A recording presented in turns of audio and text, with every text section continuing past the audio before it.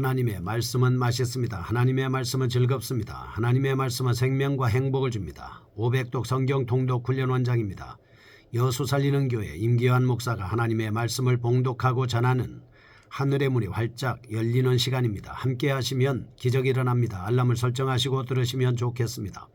오늘은 열왕기하 22장을 봉독하고 말씀을 전하겠습니다. 열왕기하 22장. 요시야가 왕 위에 오를 때에 나이가 8세라 예루살렘에서 31년간 다스리니라. 그의 어머니의 이름은 여디다요 보스갓 아다야의 딸이더라. 요시야가 여호와 보시기에 정직히 행하여 그의 조상 다윗의 모든 길로 행하고 좌우로 치우치지 아니하였더라. 요시야 왕 18째 해에 왕이 무술람의 손자 아살리아의 아들 서기관 사반을 여호와의 성전에 보내며 이르되 너는 대제사장 hil기야에게 올라가서 백성이 여호와의 성전에 드린 은 곧 문 지킨 자가 수납한 은을 계산하여 여호와의 성전을 맡은 감독자의 손에 넘겨 그들이 여호와의 성전에 있는 작업자에게 주어 성전에 부서진 것을 수리하게 하되 곧 목수와 건축자와 미장이에게 주게 하고 또 제목과 다듬은 돌을 사서 그 성전을 수리하게 하라. 그러나 그들의 손에 맡긴 은을 회개하지 말지니 이는 그들이 진실하게 행함이니라. 대제사장 hil기야가 서기관 사반에게 이르되 내가 여호와의 성전에서 율법책을 발견하였노라 하고 hil기야가 그 책을 사반에게 주니 사반이 읽으니라. 서기관 사반이 왕에게 돌아가서 보고하여 이르되 왕의 신복들이 성전에서 찾아낸 돈을 쏟아 여호와의 성전을 맡은 감독자의 손에 맡겼나이다 하고 제사장 hil기야가 내게 책을 주다이다 하고 사반이 왕의 앞에서 읽으매 왕이 율법책의 말을 듣자 곧 그의 옷을 찢으니라.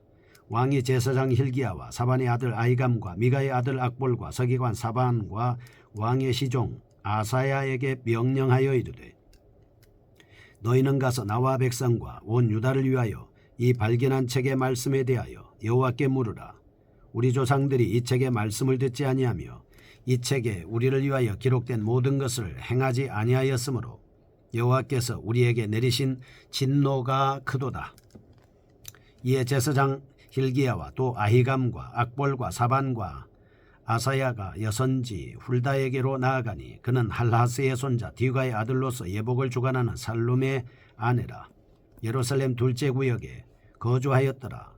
그들이 그와 더불어 말하며 훌다가 그들에게 이르되 이스라엘 하나님 여호와의 말씀이 너희는 너희를 내게 보낸 사람에게 말하기를 여호와의 말씀이 내가 이곳과 그 주민에게 재앙을 내리되 곧 유다왕이 읽은 책의 모든 말대로 하리니 이는 이 백성이 나를 버리고 다른 신에게 분향하며 그들의 손의 모든 행위로 나를 경노하게 하였습니다. 그러므로 내가 이곳을 향하여 내린 진노가 꺼지지 아니하리라 하라 하셨느니라. 너희를 보내 여호와께 묵회한 유다 왕에게는 너희가 이렇게 말하라. 이스라엘의 하나님 여호와가 이같이 말씀하셨느니라. 네가 들은 말들에 대하여는 내가 이곳과 그 주민에게 대하여 빈터가 되고 저주가 되리라 한 말을 내가 듣고 마음이 부드러워져서 여호와 앞 곧 내 앞에서 겸비하여 옷을 찢고 통곡하였으므로 나도 네 말을 들었노라. 여호와가 말하였느니라. 그러므로 보라 내가 너로 너의 조상들에게 돌아가서 평안히 묘실로 들어가게 하리니 내가 이곳에 내리는 모든 재앙을 내 눈이 보지 못하리라 하셨느니라 하니 사자들이 왕에게 보고하니라. 아멘. 열왕기하 22장입니다. 요시야 왕의 성전 수리에 대한 말씀을 해주고 있습니다. 18장에서 20장은 히스기야 왕에 대한 사적을 기록하고 있습니다. 히스기야는 15년 생명 연장하기로 유명한 왕이고 그가 하나님 앞에 종교개혁을 과감하게 단행하여 돛뱀을 부숴 누후수단이라 이름을 불렀던 그런 왕이었습니다. 22장에서 23장은 유다의 마지막 개혁자입니다. 제16대 왕 요시야의 통치로 전반부는 개혁의 필연적인 전 단계인 민족의 참회 현장을 잘 그리고 있는 모습을 볼 수가 있습니다. 1절과 2절 말씀입니다. 요시야가 왕위에 오를 때에 나이가 8세라 예루살렘에서 31년간 다스리니라. 그의 어머니의 이름은 여디다요 보스갓 아다야의 딸이더라. 2절 요시야가 여호와 보시기에 정직히 행하여 그의 조상 다윗의 모든 길로 행하고 좌우로 치우지 아니하였더라. 이렇게 말씀을 하고 있습니다. 그의 치세는 여호와 보시기에 정직히 행하였습니다. 그의 조상 다윗의 모든 길로 행하였습니다. 그리고 좌우로 치우치지 않는 정직한 왕이었다라고 하는 것을 잘 기록하고 있습니다. 3절에서 20절 말씀에는 개혁의 도화선이 우로서 3절에서 7절 말씀 가운데 5절과 6절을 봉독하겠습니다. 여호와의 성전을 맡은 감독자의 손에 넘겨 그들이 여호와의 성전에 있는 작업자에게 주어 성전에 부서진 것을 수리하게 하되 곧 목수와 건축자와 미장이에게 주게 하고 또 제목과 다듬은 돌을 사서 그 성전을 수리하게 하라 하는 말씀이 있습니다. 성전 수리 사건에 대한 말씀을 기록하고 있습니다. 8절에서 13절 말씀은 율법을 발견한 사실에 대해서 말씀을 하고 있습니다. 8절 말씀, 대제사장 hil기야가 서기관 사반에게 이르되 내가 여호와의 성전에서 율법책을 발견하였노라 하고 hil기야가 그 책을 사반에게 주니 사반이 읽으니라. 11절 말씀, 왕이 율법책의 말씀을 듣자 곧 그의 옷을 찢으니라 말씀하고 있습니다. 율법을 발견해서 그 율법을 듣는 사람들이 옷을 찢으면서 회개하는 모습을 볼 수가 있습니다. 14절에서 20절 말씀입니다. 그에 대한 진정성 확인을 여선지 훌다의 예언을 통해서 증명하고 있는 말씀입니다. 므낫세와 아몬의 악정으로 인해서 유다가 말세적인 기운이 완연할 때 요시야의 개혁은 바로 그의 정직한 품성과 의로운 마음에서 기인된 결과이긴 하지만 열강들의 국제정세에 따라서 국내 정세가 쉽게 급변하는 시기에 강력한 개혁정책을 추진한 것입니다. 여러 가지 어려운 환경 속에서 그가 그 돌파를 하기 위한 수단으로 종교개혁정책을 추진한 것이죠. 우리의 삶 속에 어떤 문제가 생긴다고 하면 여러분과 저는 신앙을 개혁할 필요가 있습니다. 믿음을 바로 세우기만 한다면 우리 앞에 일어나는 어려운 문제도 우리는 능히 극복하고 견뎌낼 수 있다라고 하는 것을 알 수 있게 되는 것입니다.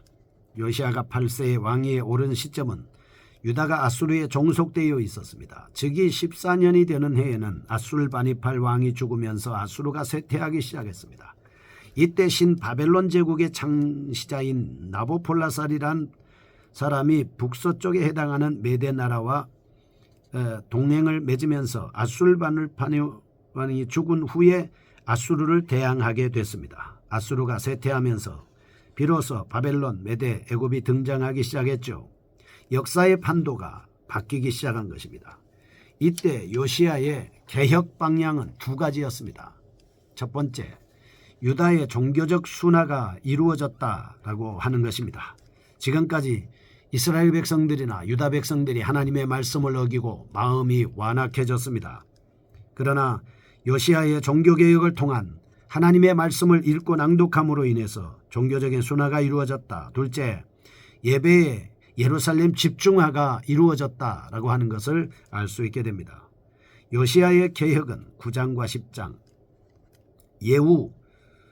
10장의 예후, 12장의 요아스, 18장의 히스기야와 우리가 한번 비교해 보겠습니다. 첫째, 이 개혁자들의 선임 왕들은 모두 가나안 종교를 섬기는 우상 숭배자들이었습니다. 두 번째, 모든 개혁자들은 특별히 가나안 종교에 반대했습니다. 신명기적인 계명들을 행하는 데 철저했습니다. 셋째, 유다에서의 개혁은 모두 성전 수리와 같은 형식으로 이루어지고 있다라고 하는 것을 알 수가 있습니다. 네 번째, 그런데 이 모든 개혁자들의 말로는 모두 긍정적이지 못합니다. 이런 네 가지 특징은 요시야에게도 그대로 나타나고 있는 모습을 볼 수가 있는 것이죠. 첫 번째, 1절에서 11절 보겠습니다. 요시야 왕의 선한 통치와 율법책 발견에 대한 말씀을 하고 있습니다. 1절과 2절 봉독해 드린 대로 요시야의 영성에 대한 역사적인 평가로 선한 왕과 악한 왕의 기준을 다윗으로 삼고 있는 모습을 볼 수가 있습니다. 두 가지의 큰 악을 범했음에도 불구하고 자신의 잘못에 대한 철저한 회개와 회개에 합당한 열매를 맺음으로 하나님을 기쁘시게 해드렸던 다윗 왕의 모습을 연상시킬 수가 있습니다. 2절 말씀에 요시야가 여호와 보시기에 정직히 행하여 그의 조상 다윗의 모든 길로 행하고 좌우로 치우치지 아니하였더라. 다윗을 따라서 행한 것이죠.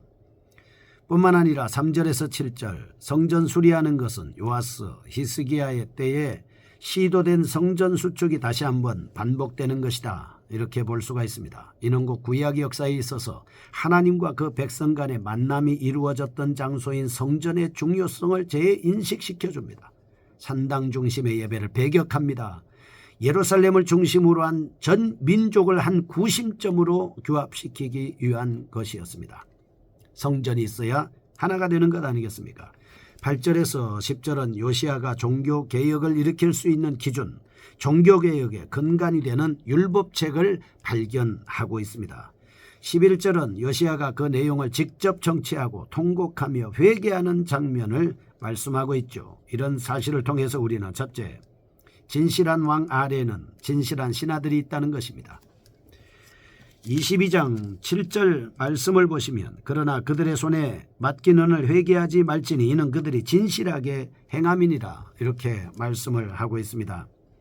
진실한 왕과 진실한 신하들이 있었기에 모든 일을 진실하게 행할 수가 있었습니다. 둘째, 여호와는 참으로 좋은 열매를 위해서 돌감람나무를 베어내고 그곳에 창감람나무를 접붙이는 분이시라는 것을 알 수가 있습니다. 셋째, 하나님의 말씀을 받는 요시야의 태도가 참으로 모범적입니다. 사반이 말씀을 읽어줄 때 그는 그것을 믿고 회개하는 모습을 볼 수 있습니다. 11절 왕이 율법책의 말씀을 듣자 곧 그의 옷을 찢으니라. 이거는 하나님의 말씀에 대한 올바른 자세다라고 하는 것을 볼 수가 있습니다. 하나님의 말씀을 듣고 믿어 회개했기 때문에 하나님의 복을 받아서 누릴 수 있음을 알고 성경 통독과 함께 우리도 실천하는 삶을 살아야 하지 않겠습니까? 두 번째입니다. 12절에서 20절 유다 멸망에 대한 예언입니다. 12절에서 13절 말씀은 요시야 왕이 성전 수리 과정에서 발견된 율법책의 진정성과 그 내용의 정확성을 위해 선지자 훌다에게 사자를 보내는 장면입니다. 16절에서 17절은 여선지 훌다를 통해서 예루살렘의 재앙을 통해 멸망시키겠다고 하나님은 말씀하고 계십니다. 19절에서 20절입니다. 하나님 앞에서 정직한 요시야 왕에 대해서 복을 예언하고 있는 장면을 볼 수가 있습니다. 19절 내가 이곳과 그 주민에게 대하여 빈터가 되고 저주가 되리라 한 말을 내가 듣고 마음이 부드러워져서 여호와 앞 곧 내 앞에서 겸비하여 옷을 찢고 통곡하였으므로 나도 내 말을 들었노라 여호와가 말하였느니라.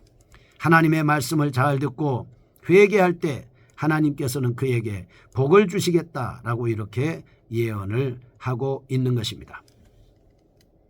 19절에서 20절 이 예언을 한 후에 신명기 11장 26절에서 32절 말씀에 보면 범죄한 유다 백성들에게 율법책의 내용대로 법과 저주를 두시고 만일 그들이 하나님의 명령을 들으면 복을 받을 것이고 그렇지 않으면 저주를 받을 것이라고 선포한 사실입니다. 오늘날 우리들도 예수를 믿으면 복을 받고 믿지 않으면 저주를 받는다라고 하는 말씀을 알 수가 있습니다.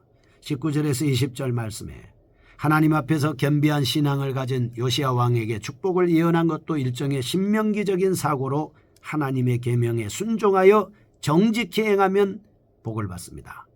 계명에 불순종하여 악을 범하면 주의 심판을 받는다라고 하는 원칙의 입각에서 말씀을 하고 있습니다. 이와 같은 사실을 통해서 첫째, 13절에서 요시야가 하나님의 말씀을 받은 뒤 자신과 자기 백성이 하나님 앞에서 해야 할 바가 무엇인지를 물었다는 사실입니다. 우리가 성경 통독할 때 항상 하나님께서 우리에게 무엇을 말씀하시는가를 묻고 깨달아 실천하는 것입니다. 둘째, 하나님은 심판 가운데서도 항상 의인을 위하여 구원과 은총을 예비해 두십니다. 19절에서 요시야는 하나님의 말씀을 받고 연하여 옷을 찢고 통곡하였습니다. 이로 인해서 2절에서 하나님의 영광과 그의 나라를 위하는 요시야의 의로움이 하나님 앞에 상달됐습니다. 그는 구원의 복을 누리게 됐습니다. 우리의 진실된 믿음이 하나님께 상달되어 큰 복이 우리의 것이 될 것을 확신합니다.